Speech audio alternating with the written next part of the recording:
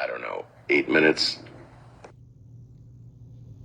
There as the executive director for the Institute for the Analysis of Global Security. So he's very involved in this space. He's also going to mention this person, somebody named Patrick Ho.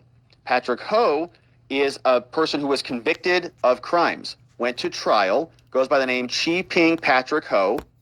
Different counts: conspiracy to violate the Foreign Corrupt Practices Act, domestic concerns, being involved in the Chad scheme and the Uganda scheme and these different countries' schemes. This is Patrick Ho. This is not Dr. Gal Luft, but he's going to mention Patrick Ho. And then he's going to drop a bunch of names. We'll come back and we'll check through some of those names, which I started to note down because he goes fast. But an amazing report, an absolute must watch and follow up, because this is going to open up the box upon which Congress can start inspecting. They will be able to get all of these names, issue their subpoenas, their requests for depositions, and go investigate this. And that's courtesy of Dr. Gal Luft, a brave whistleblower who is now speaking out. Good day. My name is Dr. Gal Luft. For the past 20 years, I have been the co-director of the Institute for the Analysis of Global Security, a Washington-based think tank focused on energy security. For the past 15 years, I've been a resident of Israel. And for 4 years, I was senior advisor to the China energy company CEFC, at the same time of its dealings with the Biden family. CEFC was an energy conglomerate, and we actually saw the bank records that were payments from that entity through different, LLCs and shell corps. Under normal circumstances, I would be testifying before Congress about my experience with CEFC.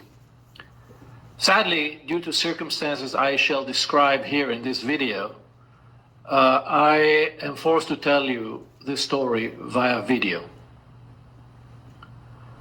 My ordeal goes back to a fatal decision I made in March of 2019 to share with the US government my knowledge about the Biden family's relations with CEFC. As I said, it was in March of 2019 in a 2-day session at the US Embassy in Brussels. I insisted that the meeting take place in March because at the time there were rumors that Joe Biden was planning to run for president. I saw it as my civic duty to alert the government beforehand and give it enough time to probe the issue. I want to be clear. I'm not a Republican. I'm not a Democrat. I have no political motive or agenda. I did it out of deep concern that if the Bidens were to come to power, the country would be facing the same traumatic Russia collusion scandal, only this time with China.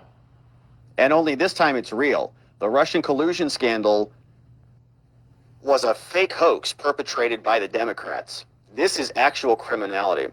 Now, there was some minor Russian paying for ads and minor things, but it wasn't consequential. This is a whole different ballgame. This is documented and organized criminality, not by the Russians who are trying to interfere in an election, not with the help of Trump's campaign, but by themselves. He's a natural-born U.S. citizen. I believe he says at some point you're not getting the whole thing. You're getting the interesting part. But he's been living in Ireland or in Israel for 10 years, I believe he said. At least 10 years. Right now he's probably in Spain, if he's still alive.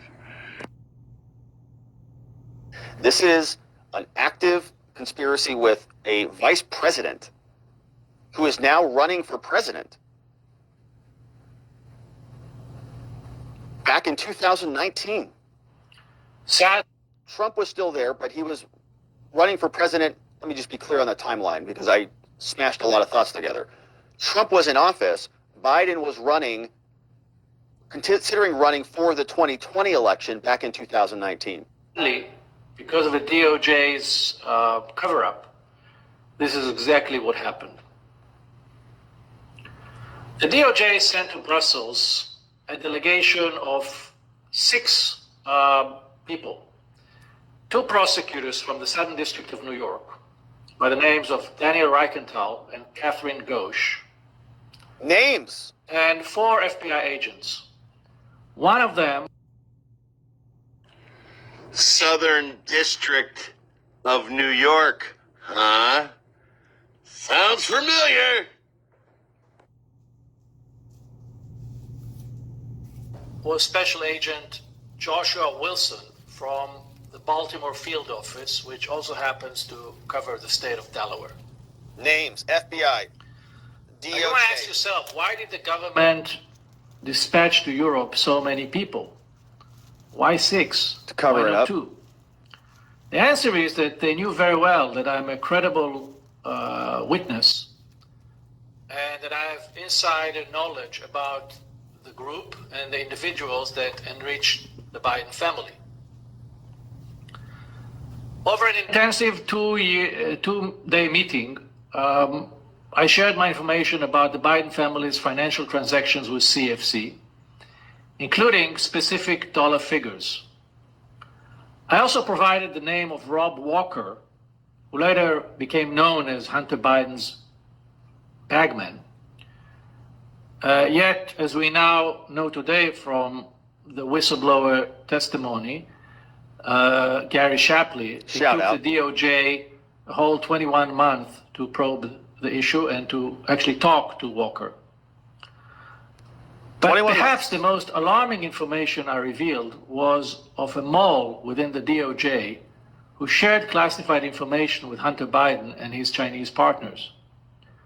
I told the DOJ that Hunter was closely associated with a very senior retired FBI official who had distinct physical characteristic. He had one eye. One of the FBI agents at the time even told me, you know, that would be very easy for us to find. There aren't that one-eyed many man. one-eyed people in the Bureau. The information I provided the FBI in March of 2019 was fully corroborated 9 months later when the famous laptop belonging to Hunter Biden Amazing. contained all the emails and receipts All the records was corroborated. handed to the FBI. And guess who seized the laptop from the computer repair shop? It was Special Agent Joshua Wilson, Ah. who was with me in Brussels earlier. Oh!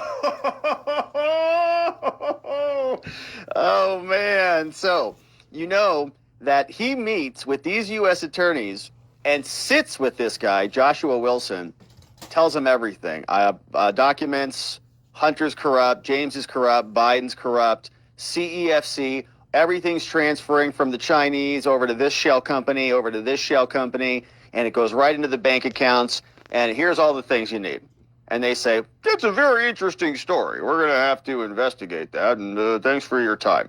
Guess what? 9 months later, crackhead Hunter drops his laptop off. That gets turned over. The FBI picks it up. It matches everything he said, and we know the FBI knows about it because the guy who got the laptop is the same guy he met with to give the original information. So there is just no excuse at all. A whistle was blown. They corroborated it with Hunter's own laptop, and they still covered it up because that's why they were there. They weren't there to investigate anything. They were there to protect the Biden crime family. In other words, the FBI They were there to protect the Obama crime family. I'd also like to add that Hunter hadn't even dropped off his computer, or would he have? They already had the computer, or they were already aware of the computer. No, this guy came forward, he says, before Hunter even dropped off the computer, let alone forgot about it. It was in 2019, which maybe he didn't say that yet because I don't want to get my dates mixed up. So before the election itself, he sent someone to I think the CIA. We'll hear it in a second. knew about, from me, about the Biden CFC deals before they got hold of the laptop, way before. They had enough time to investigate the issue, but they didn't. Or they did, After Brussels, and they did I nothing never heard with back it. from the DOJ. But instead of showing appreciation for my whistleblowing, I became public enemy number one. Of course. Over the past 4 years that followed, me, my family, my friends, my associates, we were all harassed, intimidated, and finally, I was prosecuted. Sick. Despite all that, on the eve of the 2020 elections, I sent my lawyer to Washington to meet with then acting Deputy Attorney General, Mr. Richard Donoghue, to ensure he was informed about the information I had given his department in Brussels 19 months earlier, Going up the chain. and also to warn him that there may still be a mole within the DOJ. Mr. Donoghue confirmed to my lawyer that he was aware of my claims, but now we learn from the IRS whistleblower that it was Rich Donoghue himself who suspended the investigation a few weeks earlier on September 4th, 2020, Because the election's too soon. on the grounds that it was, quote, too close to the elections. Finally, in February this year, I was arrested in Cyprus on an extradition request from the Southern District of New York, the very same SDNY. office that met with me in Brussels.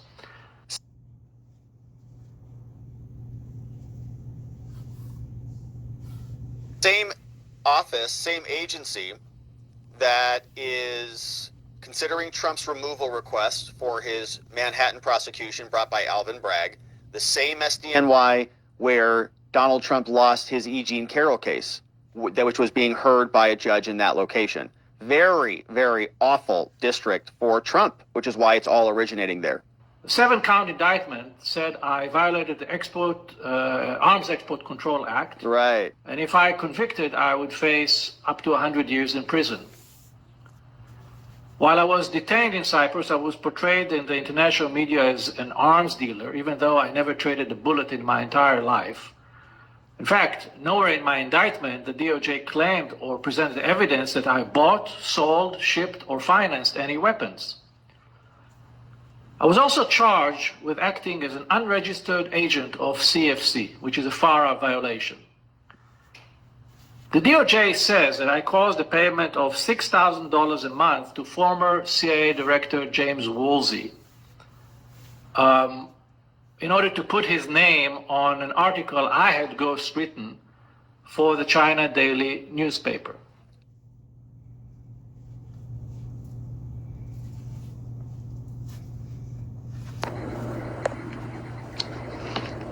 This video just came out today. Speaking of Rudy, this one is for you.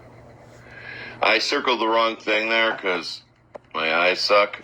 But look at this. He used this yesterday. Okay, look at that photo. Okay, what do you see in that photo? I see a militia.